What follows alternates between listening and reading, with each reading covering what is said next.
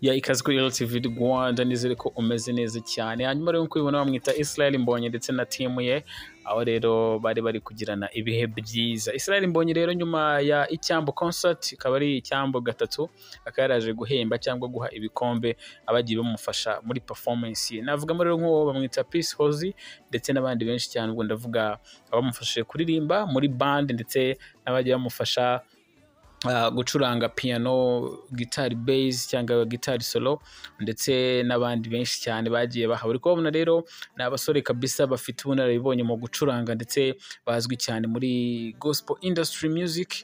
Aho rero nakubwira ko byari ibintu bimeze neza cyane. Ni byiza cyane rero kubona umusitari nk'uyu nguyu agira gutya nawe akavuga ngo reka nanjye ntange ibihembo ku bantu bagiye bagaragaza kumfasha cyangwa bagiye bagaragaza kumba hafi. Ni Israel Mbonyi rero nk'uko mubizi akaba ari gospel artist, akaba ari we navuga ngo niwe musitari wa mbere mu Rwanda dufite muri gospel artist, ariko rero akaba akoresha abantu bagiye batandukanye.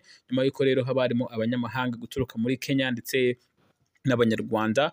Aho rero nk'uko ubibona bamwita ni umudrama kabisa, akaba ari umusore uzwi cyane muri industry ya gospel cyane cyane mu gucuranga drum. Abo rero ndi kuvuga abacuranga akenshi ntago ari abacuranga navuga mu studio cyangwa ni abacuranga live music cyangwa live band. Ni LTV Rwanda rero, komeza kuri subscribe, like, share na comment.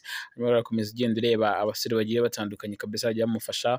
Abo ni abacuranga amagitari bass ndetse n'abagenda bamufasha kumubekinga kuri stage. Nakubwira ko rero Icyambo concert yabaye 2024 yari concert nziza cyane ndetse akaba yarongeye kuzuza BK Arena. Nyuma yaho rero ubita The Ben nawe yaje kuba mugwa mu ntege nawe yuzuza BK Arena. Birakibizwa biti rero ese ninde cyangwa n'uyu muhanzi wa gospel uzuzuza BK Arena nyuma ya Israel Mbonyi? Kora subscribe, like, share na comment, komeza kubana natwe gatanu kuri gatanu.